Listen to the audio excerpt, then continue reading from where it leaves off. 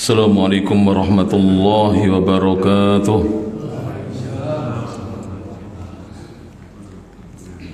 Innal hamdalillah nahmaduhu wa nasta'inuhu wa nastaghfiruh wa na'udzu billahi min shururi anfusina wa sayyiati a'malina. Man yahdihillahu fala mudilla lahu ومن يضلل فلا هادي له. أشهد أن لا إله إلا الله وحده لا شريك له وأشهد أن محمدا عبده ورسوله. يا أيها الذين آمنوا اتقوا الله حق تقاته ولا تموتن إلا وأنتم مسلمون. يا أيها الناس اتقوا ربكم الذي خلقكم من نفس واحدة وخلق منها زوجها وبث منهما رجالا كثيرا ونساء واتقوا الله الذي تساءلون به والأرحام إن الله كان عليكم رقيبا. يا أيها الذين آمنوا اتقوا الله وقولوا قولا سديدا يصلح لكم أعمالكم ويغفر لكم ذنوبكم ومن يطع الله ورسوله فقد فاز فوزا عظيما. أما بعد فإن أصدق الحديث كتاب الله وخير الهدى هدى محمد sallallahu alaihi wa ala alihi wasallam. Wa syarrul umuri muhdatsatuha fa inna kulla muhdatsatin bid'ah wa kulla bid'atin dhalalah wa kulla dhalalatin finnar. Para bapak dan ibu, kaum muslimin dan kaum muslimat, ikhwan dan akhwat, jamaah kajian rutin setiap Kamis malam Jumat yang ketiga Masjid Muhammadiyah Al-Asr yang terletak di Jombang, rahimani Allah wa iyyakum. Alhamdulillah, kembali kita bisa hadir di majelis ilmu dalam rangka untuk thalabul ilmi syar'i, mempelajari ilmu agama Islam. Semoga duduknya kita di majelis ilmu ini dicatat oleh malaikat-malaikat Allah Subhanahu wa taala sebagai amal saleh kita, yang mudah-mudahan kelak pada hari kiamat amal-amal saleh kita tersebut akan bisa memperberat timbangan amal kebajikan kita di sisi Allah Subhanahu wa taala. Amin ya rabbal alamin. Melanjutkan kajian kitab yang rutin kita baca setiap bulannya, kitab yang berjudul Al-Wasailul Mufidah, sarana-sarana yang syarat yang penuh dengan faidah lil hayati sa'idah, yang mana dengan sarana-sarana ini seorang muslim bisa meraih kehidupan yang bahagia. Kitab ini taklif disusun oleh Syekh Al-Allamah Abdurrahman Ibn Nasir As-Sa'di rahimahullahu ta'ala. Beliau juga memiliki kitab tafsir yang terkenal dengan sebutan Tafsir As-Sa'di. Beliau dilahirkan pada tahun 1307 Hijriah dan wafat di tahun 1376 Hijriah rahimahullahu ta'ala. Semoga Allah merahmati beliau di usia 69 tahun. Dan kitab ini insya Allah hari ini kita khataman ya. Jadi tinggal sedikit kita khatamkan hari ini, sehingga nanti insya Allah kita akan membacakan kitab yang baru untuk kajian bulan depan. Beliau mengatakan di akhir bukunya, pembahasannya tinggal pembahasan yang terakhir ya, bahwa orang yang betul-betul mau menggunakan akal sehatnya, dia betul-betul akan tahu bahwa hidup yang benar itu adalah hidup yang bahagia, hidup dan yang tentram. Itulah kehidupan yang benar, kehidupan yang bahagia dan tentram. Ada orang itu para jemaah, hartanya banyak tidak bahagia, dan ada orang itu hartanya banyak bahagia. Demikian pula sebaliknya, ada manusia itu diberi harta yang serba kekurangan, ekonominya lemah, tapi dia bahagia. Dan tidak sedikit mereka-mereka yang diuji dengan kekurangan ekonomi tidak bahagia. Jadi kebahagiaan itu ukurannya bukan harta, tapi kebahagiaan itu ukurannya adalah iman dan takwa kepada Allah Subhanahu wa taala. Tidak mengapa ya, karena mungkin di antara Bapak Ibu kalau kajian lama libur gitu ya, mungkin lupa dalilnya, saya bacakan lagi. Dasarnya adalah firman Allah dalam surah An-Nahl ayat nomor 97, surat An-Nahl, surat urutan nomor 16 ayat yang ke-97. Allah menyatakan, man amila salihan min dzakarin aw untha, barang siapa yang beramal dengan amal yang saleh. Amal yang saleh itu amalannya ikhlas niatnya dan sesuai dengan tuntunan, mencontoh Nabi Muhammad SAW. Amalannya memiliki landasan dalil dari Al-Quran maupun As-Sunnah, dari Al-Hadith, maka itu disebut dengan amal soleh.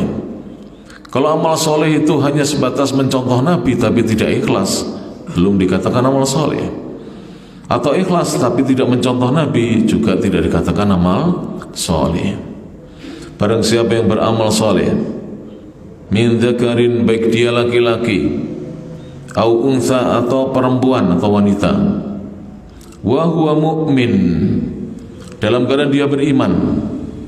Jadi setelah dia beriman, dia berupaya beramal soleh. Maka apa kata Allah Subhanahu wa taala? Apa balasan di dunia sebelum balasan di akhirat ini ya? Falanuhyiyannahu hayatan thayyibah, maka kami akan berikan sungguh benar-benar kami akan berikan kepadanya kehidupan yang baik ya. Kehidupan yang baik itu selalu dicukupi oleh Allah rezekinya. Setiap dia butuh, ada saja rezeki yang datang, entah dari arah manapun para jamaah. Itu kehidupan yang baik. Tidak harus kaya raya, tidak harus. Tapi setiap dia membutuhkan, putranya misalnya menyampaikan, ya ini waktunya bayar UKT semester, tiba-tiba ada rezeki.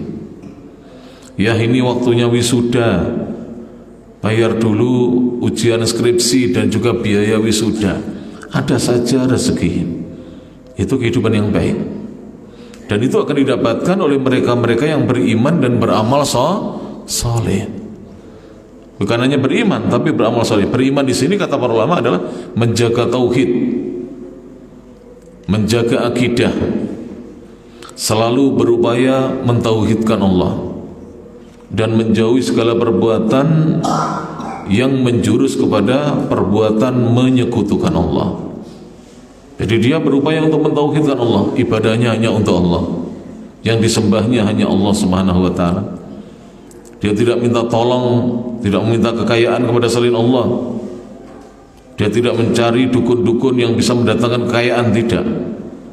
Dia betul-betul memohon hanya kepada Allah dan beribadah menyembah Allah semata. Lalu di akhirat bagaimana orang yang demikian ini berjawab? Kalau di dunia diberi kehidupan yang baik, di akhirat bagaimana?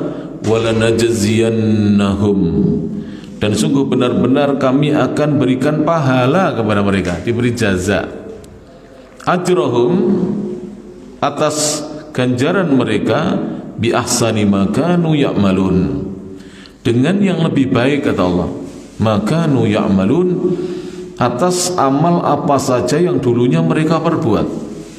Jadi pahalanya melebihi amal mereka. Amal mereka sedikit, diberi pahala yang lebih baik. padahal amal mereka sedikit. Mari kita lanjutkan penjelasan dari Syekh berjamaah. Mudah-mudahan hari ini kita bisa khatamkan, dari nanti pertemuan yang akan datang kita membaca kitab yang baru. Beliau mengatakan, wa yata'akkadu hadza fi muamalatil ahli wal aulad. Ini akan lebih ditekankan ketika kita bermuamalah, berinteraksi, bergaul dengan keluarga. Keluarga itu istri ya, dan anak-anak.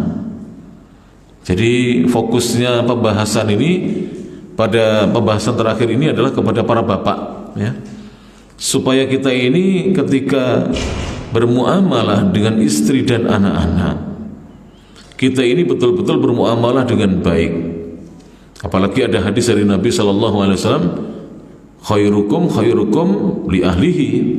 Sebaik-baik kalian adalah siapa di antara kalian yang paling bagus sikapnya terhadap istri dan anak-anaknya, terhadap keluarganya.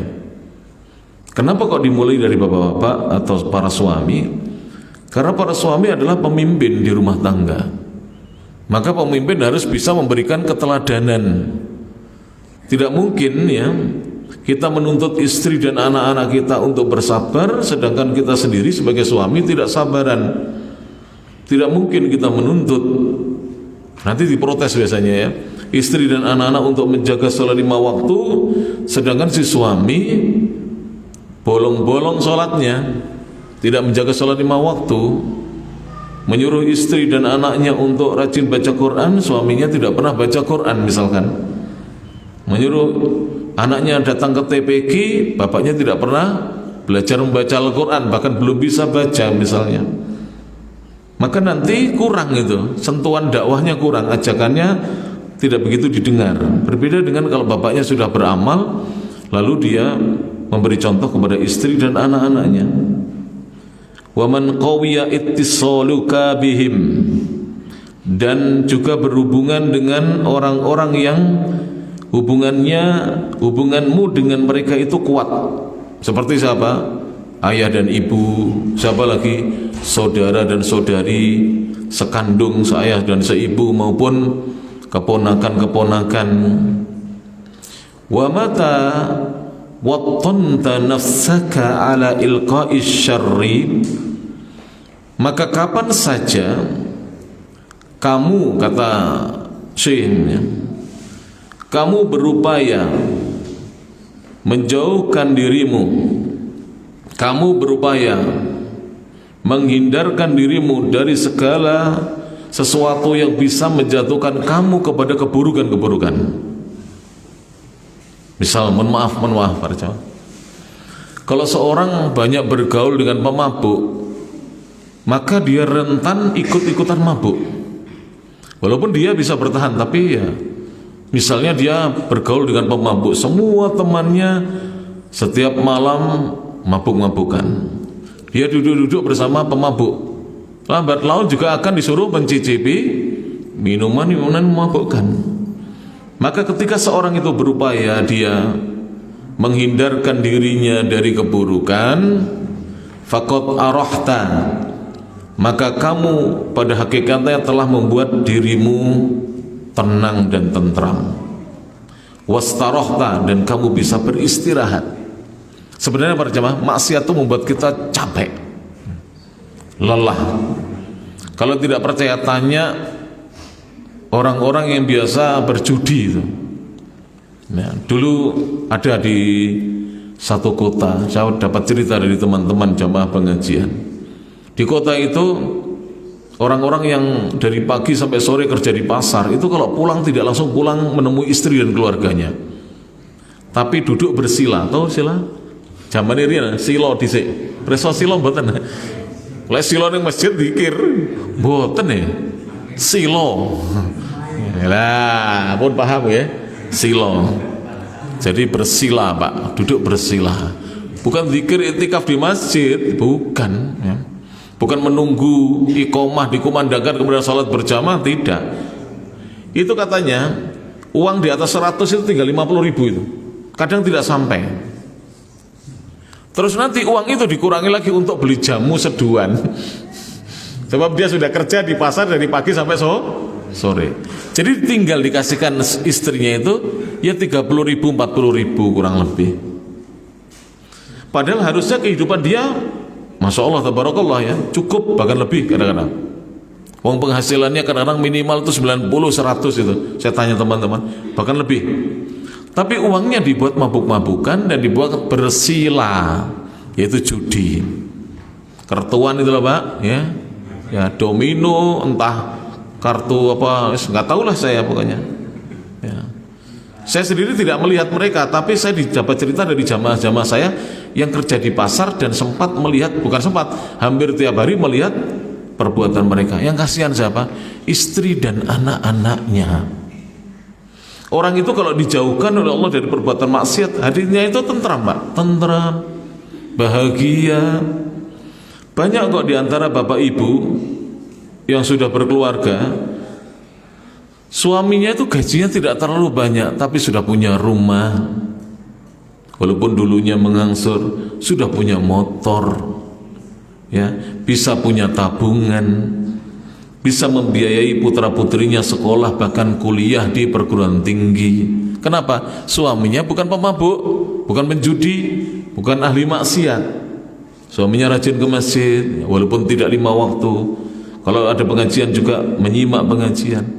Itu nanti harta yang didapatkan oleh suaminya, gajinya kah, keuntungan bisnisnya kah, dagangnya kah, itu akan barokah, diberi barokah oleh Allah Subhanahu wa taala. Kemudian beliau mengatakan, wa min dawa'ir rahati akhdul fadaili, di antara perkara-perkara yang bisa mendatangkan kenyamanan, ketenangan hidup adalah akhdul fadaili, mengambil hal-hal yang utama.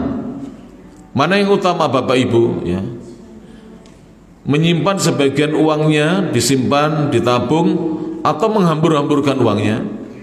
Menyimpan sebagian uangnya, tidak dihabis-habiskan untuk makan, tidak dihabis-habiskan untuk foya-foya, apalagi berbuat maksiat.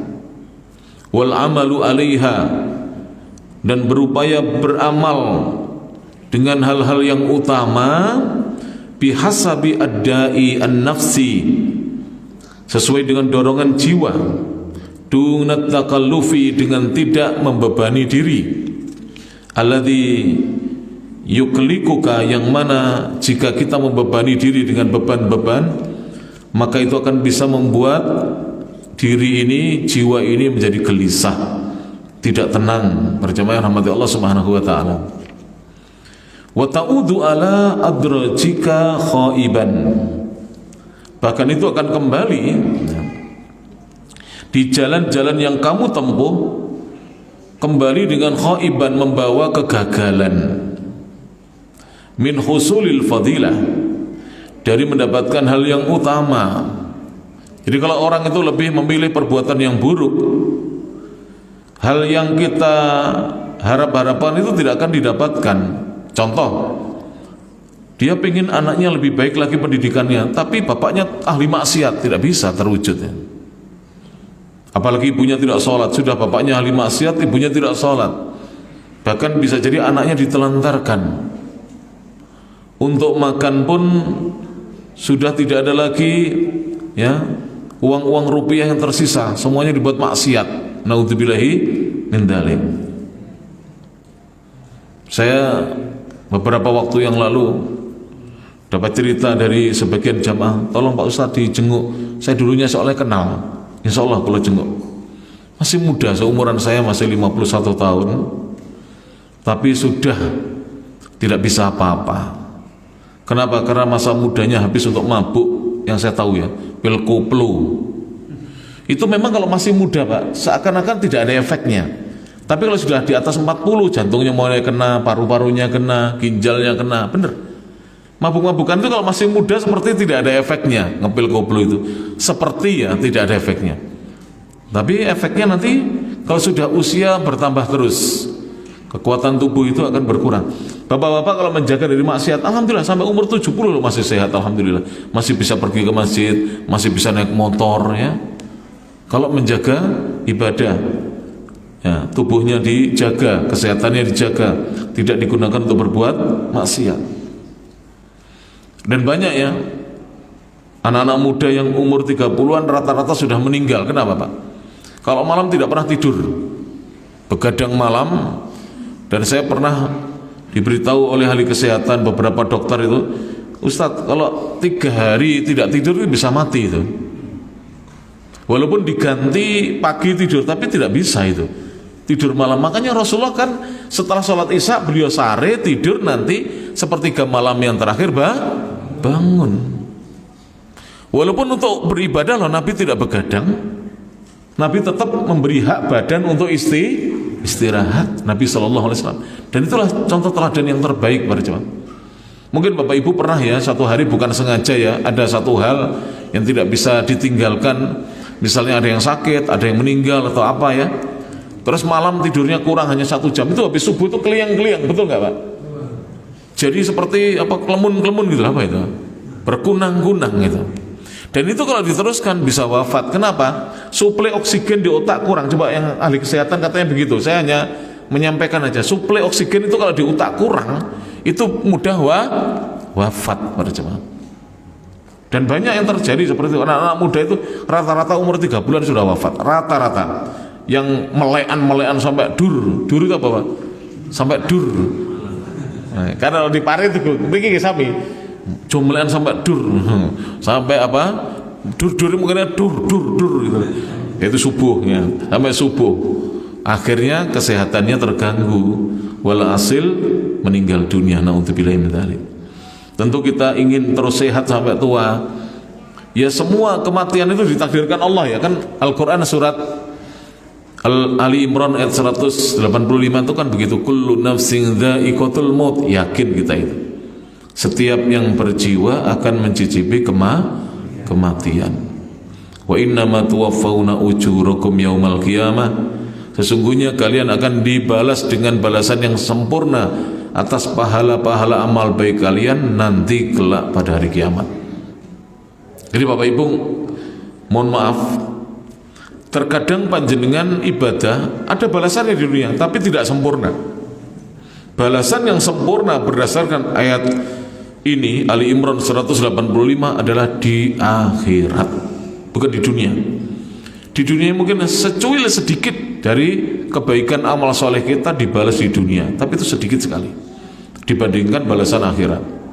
Faman zuhziha 'anil nar, barang siapa yang dijauhkan dari siksa api neraka, wa udkhilal jannah, dan dimasukkan surga, faqad faz, maka dia adalah orang yang beruntung.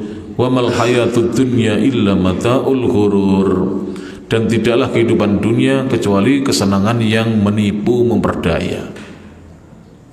Bahkan sekarang ini Bapak Ibu melihat hal yang viral apa hari-hari ini, bukan demo, ini yang ada viral.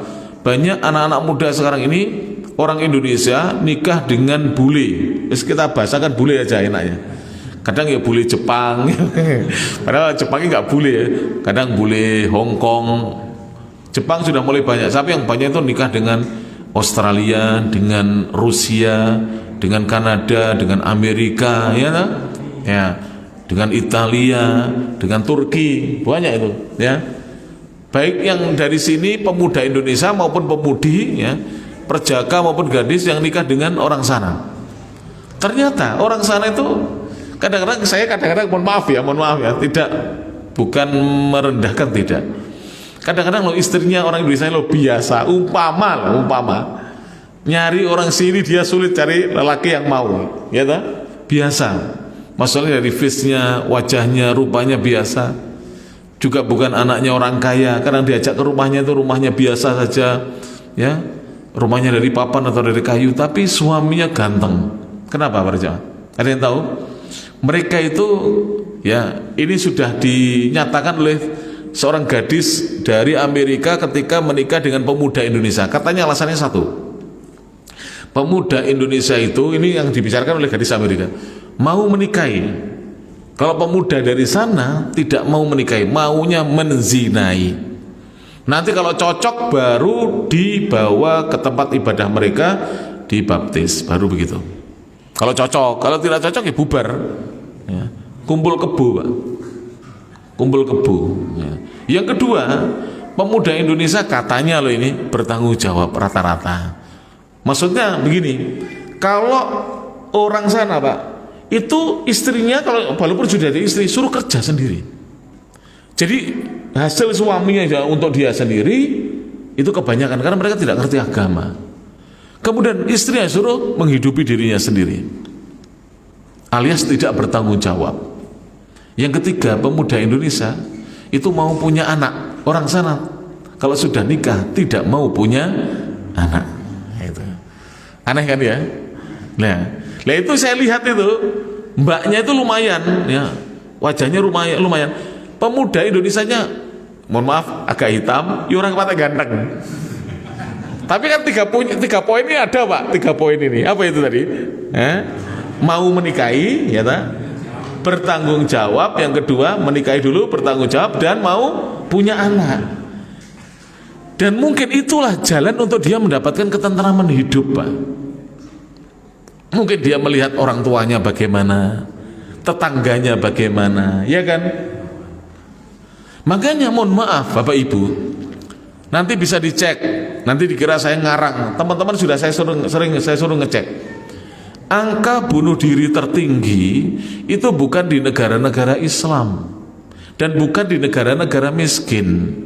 Angka bunuh diri tertinggi di negara yang notabene-nya pendapatan per kapitanya paling tinggi.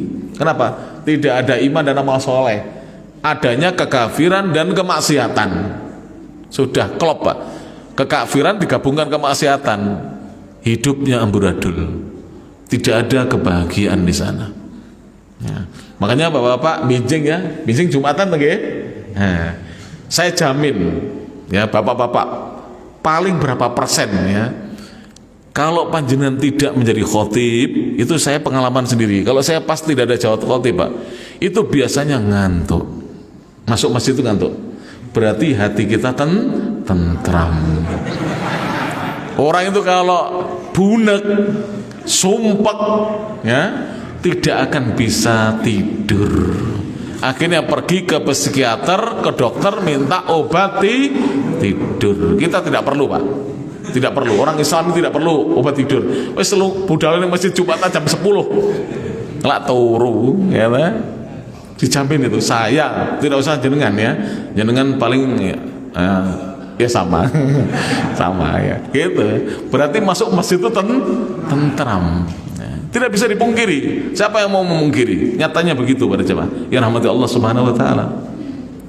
Kemudian beliau mengatakan, haitsu salakta at-tariqa al-multawiyah, di mana kamu menempuh jalan yang bengkok. Wa hadza minal hikmah, dan ini termasuk hikmah dari Allah. Wa anta takhidha minal umuril kadirah, kamu ketika kamu jalani, kamu tempuh perkara-perkara yang keruh ya, umuran sofiyatan khulwatan, kamu akan bisa mendapatkan perkara-perkara yang jernih dan manis. Contoh ya, orang mengatakan bangun subuh itu, kalau orang umum ya, kesel-kesel turu enak, ngajinya apa, tengok-tengok nang omah enak. Jadi dianggap hal yang tidak enak itu, keruh semuanya di pandangan mereka. Padahal kita yang sudah biasa sholat subuh berjamaah di masjid, itu kalau tertinggal rakaat saja luar biasa menyesalnya, ketun gitu. Luar biasa kita menyesalnya. Kita masih baru bangun ternyata masjid sudah iqomah, menyesal kita. Ketinggalan 1 rakaat, menyesal. Hanya dapat tahiyat akhirnya imam, menyesal kita. Karena kita sudah mendapatkan hal-hal yang jernih dan manis. Jernihnya iman dan manisnya apa? Iman kepada Allah Subhanahu wa taala. Itu tadi, gadis itu tadi. Lebih memilih pemuda Indonesia, padahal pemuda Indonesia itu ya gajinya di bawah dia. Kan dia tahu, wong dia atasannya itu gajian di bawah dia, kerja satu pekerjaan dengan dia. Tapi ternyata dia lebih memilih itu karena di sana dia mendapatkan ketentraman, dinikahi, dinafkahi, dan boleh hamil punya anak. Mohon maaf ini ya, Bener, ini nyata terjadi sekarang. Makanya ada presenter televisi terkenal, ya terkenal itu, pembaca berita dulunya. Apa namanya kalau pembaca berita, Pak? Hah? Pembaca berita di televisi dulu loh. Penyiar TV. Inisialnya Mas J, Bang J. JT. Pokoknya gitu. Ya, nggak usah disebut gitu. Ya itulah ya. Kebetulan beliau belum beriman kepada Allah. Belum beriman kepada Allah. Lalu beliau memutuskan tidak mau menikah. Setelah di hari tua usianya sekitar 53-54, beliau memutuskan, itu didatangi oleh itu loh, siapa namanya, yang juga biasa jadi presenter itu loh, yang apa biasanya dulu sama Mama Dedeh siapa? Lupa. Saya lupa itu. Jadi yang biasa menjadi hostnya Mama Dedeh dulu, setahu saya di televisi. Dia ini bertanya, mewawancarai Mas Jere ini tadi, Mas Jere ya. Kenapa kok pindah ke Yogyakarta? Saya pengen dekat dengan kakak-kakak saya yang punya anak. Nah, coba. Ternyata memutuskan tidak mau menikah, di akhir hidupnya dia menyesal. Karena tidak punya keluarga yang dijadikan apa? Ya mungkin kalau mau curhat, mau minta nasihat atau apa. Maka Islam benar ya para jemaah, benar sekali Islam. Ketika kita beragama dengan agama Islam ini, maka kita akan mendapatkan kebahagiaan. Wa bidzalika yazidu safa'ul ladzat. Dengan itu seorang akan mendapatkan kejernihan kelezatan hidup. Wa tazulul aqdar, dan kekeruhan itu, kotoran-kotoran itu akan hilang. Ij'alil umuran nafi'ata, jadikanlah perkara-perkara yang bermanfaat itu nusba ainaika, ada di hadapan matamu. Wa'mal ala tahqiqiha, beramalah untuk mewujudkan perkara-perkara yang bermanfaat. Contohnya apa, Pak? Ya, hal-hal yang bermanfaat, sholat, puasa, baca Quran. Walaupun pahalanya belum dikaruniakan di dunia, maka ketika kita berupaya mewujudkannya, kita berupaya menjaga sholat. Bapak ibu yang sudah bisa baca Quran berupaya untuk deres tadarus Al-Quran di rumahnya, baca Quran. Bapak ibu yang sudah hafal zikir pagi petang berupaya mendawamkannya, merutinkannya. Itu nanti ada pengaruhnya dalam hidup. Dan mohon maaf ya, ketika banyak masyarakat itu emosi, marah-marah, ya, kemudian mencaci maki, orang yang biasa sholat tidak demikian. Kondisi seperti apapun, buruknya perekonomian, buruknya sosial politik, orang yang menjaga sholat itu tenang, penampilannya tenang. Dia maghrib tetap ke masjid, isya tetap ke masjid, pengajian tetap hadir. Kenapa? Karena dia sudah bisa merasakan wujud dari apa yang dia kerjakan selama ini. Wala taltafit ilal umurid doroti, jangan kamu menoleh kepada hal-hal yang membahayakan hidup. Jangan menoleh. Coba sekarang para jamaah, saya mohon maaf ya, tidak menjelek-jelekan. Orang kalau sudah menjadi ASN dapat penghasilan tetap nggak? Gaji tetap nggak? Kenapa berbuat maksiat? Korupsi. Kenapa berbuat maksiat? Zina. Di ASN sudah jadi kepala sekolah, jadi kepala dinas, terus zina dengan bawahannya ke hotel, akhirnya ketangkap, dipecat. Apa gak rugi itu? Rugi para jemaah. Ketika seorang menoleh kepada perkara-perkara yang membahayakan, rugi. Dia dipecat, bisa jadi tidak dapat pensiun, ya, bisa jadi nama baiknya menjadi hancur, citranya dia di masyarakat hancur, istri dan anak-anaknya malu. Apa tidak malu? Bisa bapaknya ketangkap di hotel, ya, berzina dengan perempuan. Bapaknya kepala sekolah, perempuannya guru. Nggak malu, Pak? Gitu. Malu. Terjadi ini di negeri kita. Dia lebih memilih perkara-perkara yang membahayakan. Litalhu wa bidzalika anil asbabil jalibati. Untuk dia, ya, litalhu bermain-main dari sebab-sebab Yang sebab-sebab itu justru mendatangkan lil hammi, kegundahan, wal hazani, dan kesedihan. Wasta'in birrohati, lalu dia menggantinya dengan yang seharusnya dia mendapatkan ketenangan hidup. Ketenangan hidupnya dijual, diganti dengan hal-hal yang bisa mendatangkan kesedihan. Coba mohon maaf, setingkat ketua apa yang ketangkap KPK itu Pak, yang MBG itu Pak, apa BGN, Bargisil, itu gajinya kira-kira ratusan ribu apa jutaan? Ratusan juta Pak, bukan ratusan ribu gajinya. Coba kalau dia jujur, amanah, tidak ditangkap KPK, kan bahagia Pak. Nanti pensiun juga dapat pensiun, bahkan dapat rumah bisa jadi loh Pak. Kan pejabat di Indonesia ini kalau pensiun dapat rumah Pak ya. Iya, dapat rumah Pak. Dapat rumah Pak. Kalau setingkat menteri atau apa dirjen itu dapat rumah, presiden dapat rumah Pak. Kalau seperti ini, malu tidak keluarganya para jamaah? Malu. Dan tidak sedikit berujung kepada naudzubillah, mohon maaf ya, saya bukan sedang menjelek-jelekan, tapi ini fakta, berujung dengan perceraian. Sudah banyak pejabat yang bercerai dengan istrinya gara-gara suaminya apa? Melakukan pelanggaran-pelanggaran di negara kita. Harusnya berpikir, loh itu loh Pak, kalau dimakan sampai cucunya loh nggak habis gajinya itu, ya toh? Tidak habis, bonus-bonusnya tidak habis Pak. Pasti ada bonus itu dari negara, ada Pak. Apa THR itu loh, gaji ke-13 loh Pak. Kalau gajinya 150 juta, gaji ke-13-nya biasanya gede ya toh, besar itu. Tapi maksiat menggoda dirinya, setan lebih mempengaruhi dirinya. Kemudian kata beliau, wa ijma min nafsi alal a'malil muhimmah, dan jiwanya meninggalkan amal-amal yang penting. Sholat tidak mau, datang di pengajian tidak mau, apalagi sholat malam, sholat 5 waktu aja tidak dikerjakan. Amal-amal yang urgen, yang penting dalam hidupnya ditinggal. Bahkan banyak orang-orang kalau sudah mendapatkan jabatan tidak sholat Jumat Pak, sampai tidak sholat Jumat. Naudzubillahi min dzalik.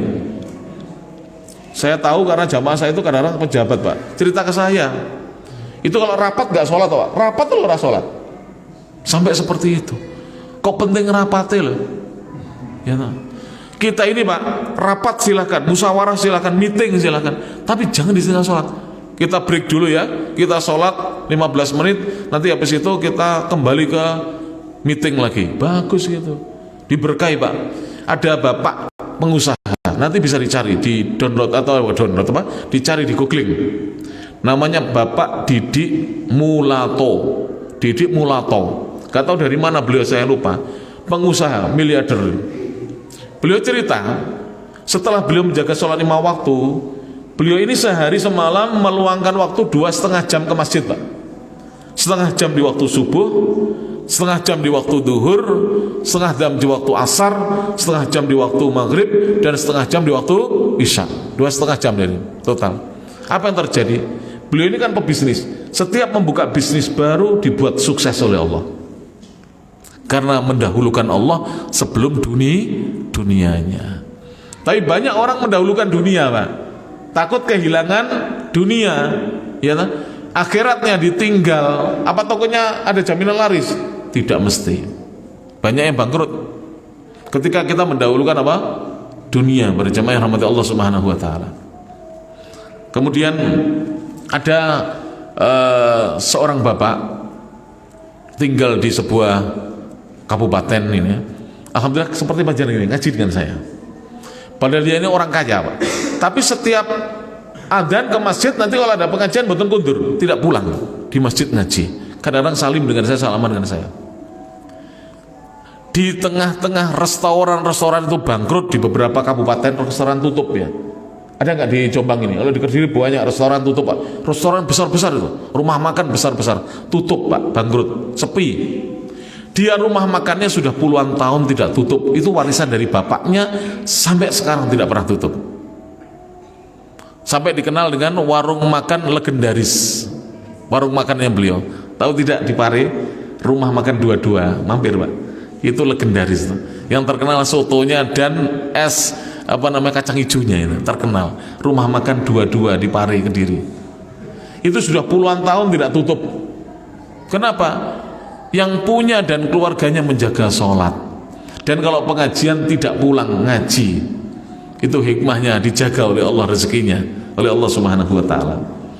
Kemudian beliau mengatakan, wa minal umurin nafi'ah, di antara perkara-perkara yang bermanfaat bagi diri seorang hamba adalah hasmul a'mali fil hali, berupaya menjalankan amal-amal itu seketika, jangan ditunda-tunda. Kalau panjenengan punya niat baik, jangan ditunda besok.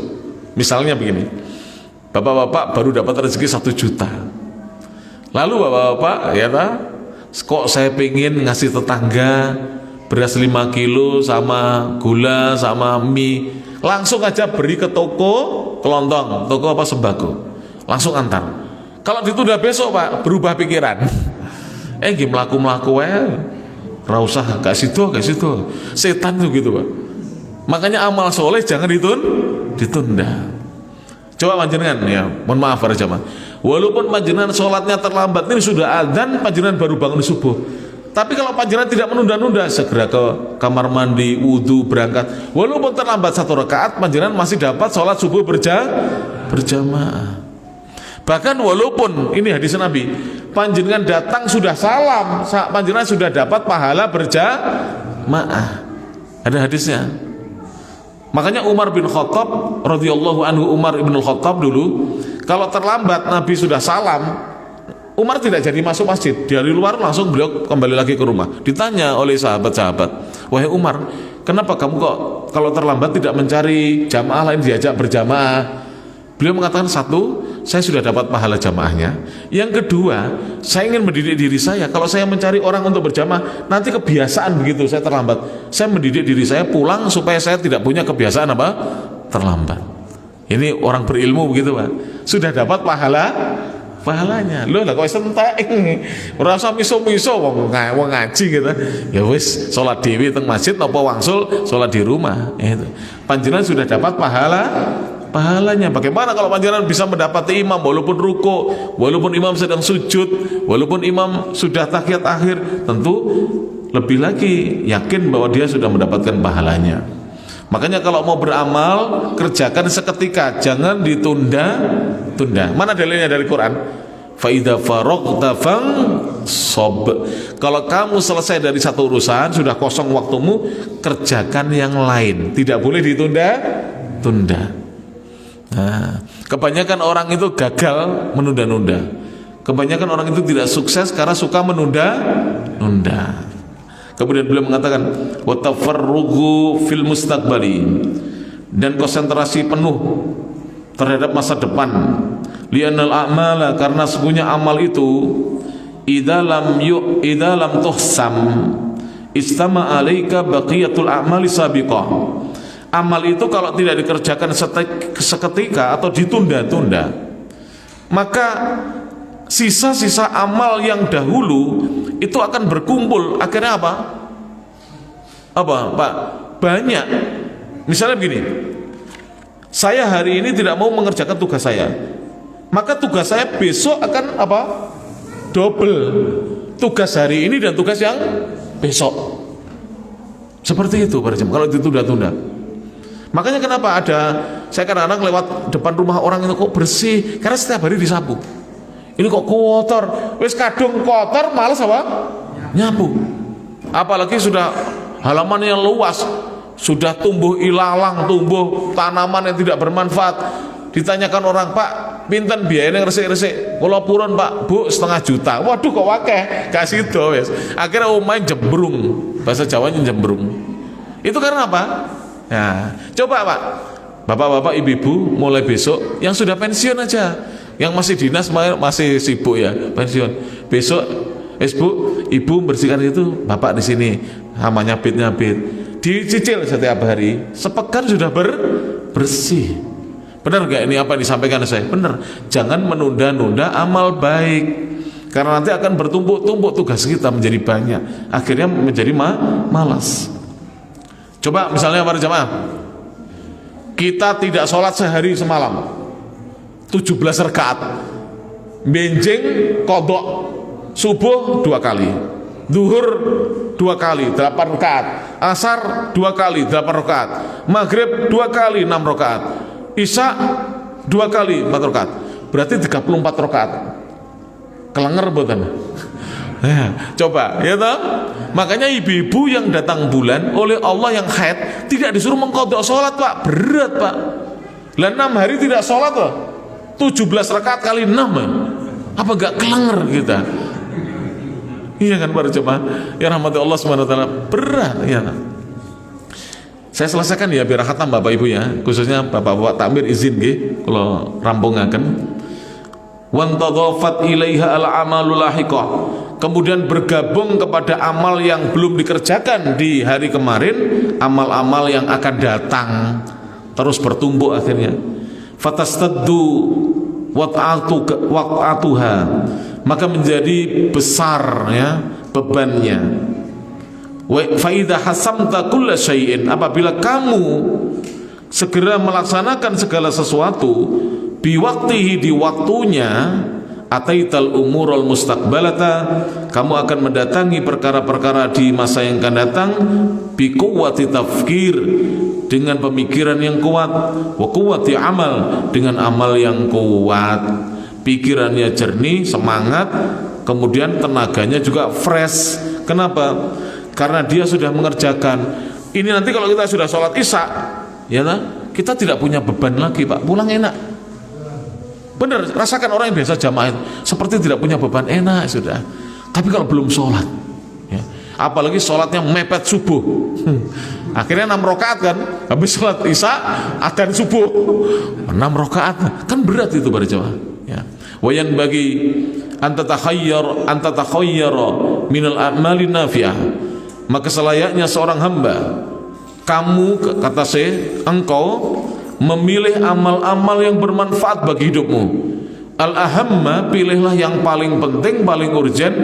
Fal-ahamma, lalu yang pentingnya di bawah. Jadi kalau kita mengamalkan sesuatu, pilih amalan yang paling urgent. Saya tanya pada jemaah, kalau misalnya antara azan dengan iqamah, amalan yang paling baik apa? Sholat qobliyah kalau ada qobliyah, antara azan dengan iqamah. Kemudian doa. Kalau masih ada sisa waktu, baca Quran atau zikir. Jangan beramal yang lain, amal yang apa? Sesuai dengan waktunya. Berjemaah yang rahmati Allah taala. Sehabis asar di hari Jumat, amalan apa yang paling utama berjemaah? Berdasarkan hadis lah. Doa, diperbanyak doa. Jangan bal-balan. Doa yang diutamakan itu. Wa mayyiz baina ma tamilu nafsuka ilaih, dan pilahlah mana yang dirimu condong kepada amalan itu. Wa tasdaddu raghbatuka fi, dan keinginanmu menjadi besar untuk beramal dengan amalan itu.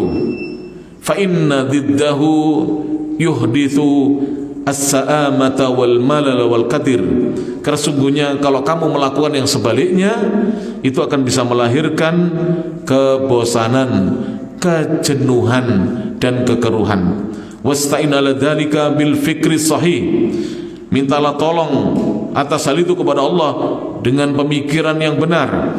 Wal musyawarah, dan mengajak musyawarah siapa yang ada di sekitarmu, keluargamu. Kalau kita suami istri, Bu, misalnya apa pendapat ibu, bapak ini mau sholat malam atau mau ini? Oh Pak, yang baik kalau di waktu seperti ini sholat malam. Kalau pengen baca Quran besok saja setelah misalnya sholat subuh ya. Dimintai pendapat kepada istri. Fama nadima min ittisharin, fama nadima man istasara, tidak akan menyesal orang yang bermusyawarah dengan temannya atau saudaranya atau istrinya atau suaminya. Wadrus ma turidu fi'lahu darsan daqiqan, lalu pelajari apa yang kamu ingin lakukan itu dengan pelajaran yang detail.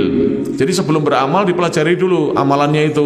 Bagaimana cara sholat malam, bagaimana cara umroh. Jangan langsung berangkat umroh tapi belum belajar umroh. Ada enggak? Banyak. Saya dulu kan tinggal di Mekah, Pak, sekolah di Mekah. Saya kadang-kadang mendapati bapak ibu itu pergi haji tapi belum tahu amalan haji. Akhirnya kami para mahasiswa mengajari mereka.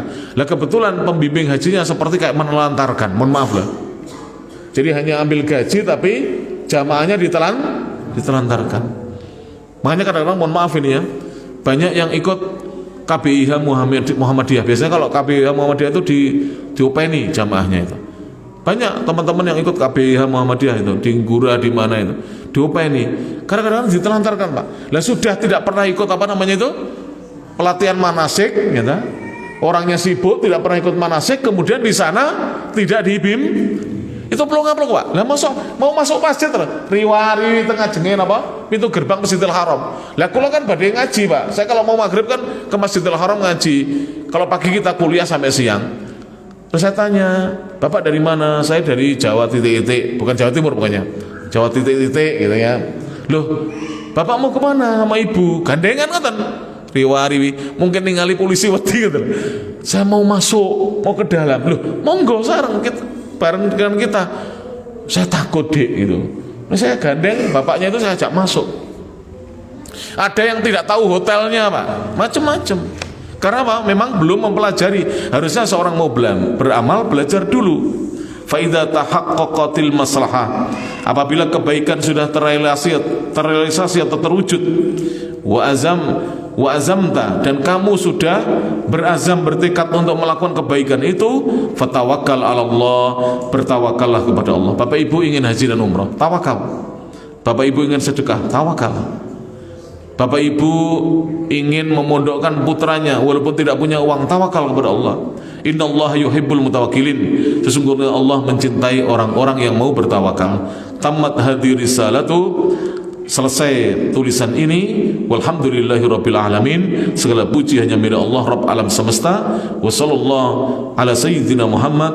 Semoga salawat Allah dicurahkan kepada penghulu kita Nabi Muhammad wa ala alihi, dan atas keluarganya, wa sahbihi, dan para sahabatnya, wasallam, dan salam dari Allah Subhanahu wa taala. Demikian bisa disampaikan Bapak Ibu. Alhamdulillah kita katam. Insyaallah dalam pertemuan bulan depan akan kita musyawarahkan dengan panitia kajian, kira-kira kajian apa yang akan kita bawakan. Mudah-mudahan ya, ilmu yang kita telah pelajari bersama tadi dijadikan ilmu yang bermanfaat bagi Allah. Pilihlah amal-amal yang bermanfaat bagi hidup kita, insya Allah akan mendatangkan kebahagiaan dunia dan akhirat. Dan jadilah orang-orang yang beriman dan beramal soleh, akan diberi kehidupan yang baik dan diberi balasan yang lebih baik dibandingkan amal yang kita perbuat. Demikian, nun wal qalami wa ma yasturun, albiru liman ittaqa, wallahul muwaffiq ila aqwamit thoriq. Subhanakallahumma bihamdik, asyhadu an la ilaha illa anta, astaghfiruka wa atubu ilaik. Wa akhiru da'wana anil hamdulillahi rabbil alamin. Tsumma assalamu alaikum warahmatullahi wabarakatuh.